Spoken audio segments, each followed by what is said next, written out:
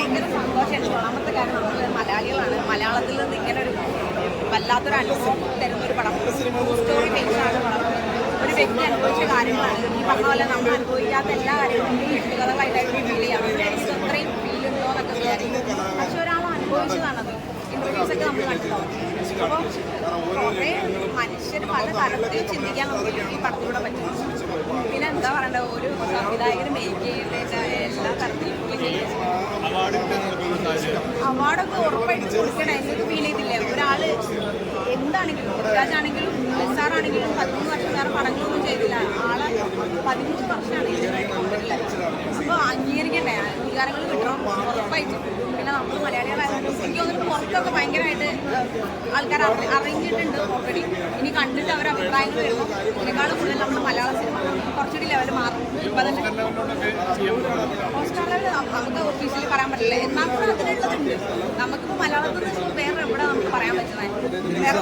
ഈ ട്രാൻസ്ഫോർമേഷനെ കുറിച്ച് എന്താ പറയാ? ട്രാൻസ്ഫോർമേഷൻ നിങ്ങൾ പടം കണ്ടവരാണെങ്കിൽ അതിന്റെ സീൻ കണ്ടു കഴിഞ്ഞാൽ ആകെ ഇഷ്ടമായി പോകുമല്ലോ. അതല്ലേ ബുക്ക് വായിക്കണ പോലെയല്ല, വായിക്കുമ്പോൾ നമുക്ക് ആ കിട്ടുന്ന സാധനം കാണുമ്പോൾ ഒരു സംഭവമുണ്ടല്ലോ.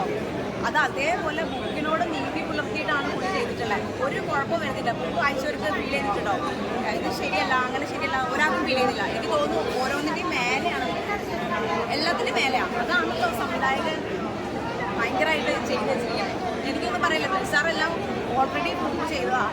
പിന്നെ പറയല്ലേ, അത്രേ ഉള്ളൂ. ഞാൻ എനിക്ക് കൂടുതൽ എനിക്കൊന്നും പറയാൻ പറ്റില്ല. എൻ്റെ കണ്ണീരാണ് എനിക്ക് പറയാനുള്ള കാര്യം. കാരണം വെച്ചാൽ ടച്ച് ചെയ്ത സാധനമാണ്. ഹൃദയത്തിൽ തൊണ്ടല്ലേ വിഷമം വരുള്ളൂ. ഹൃദയത്തിൽ Yeah, but probably a lot larger. I think the entire world will be able to relate to the story. And listen, I just saw the movie. I don't speak the language, and I understood everything perfectly. So it was, so that's what I'm saying. It doesn't matter where you're from. The emotion will come out because it's exactly what we got. And big up to our director, Blessing.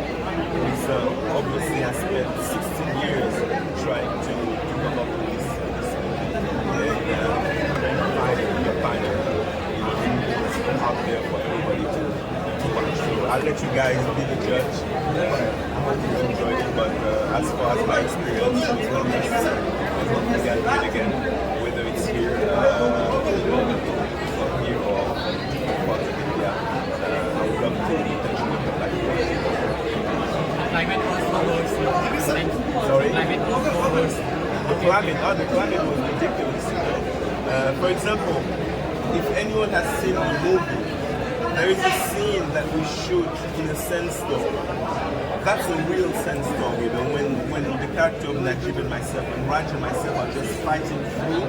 That's a real sandstorm. That means, we had like sand hitting up our faces. We couldn't see where we were going. It was extremely difficult to shoot.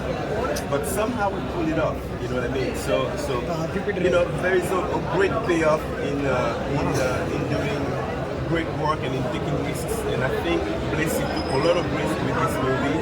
And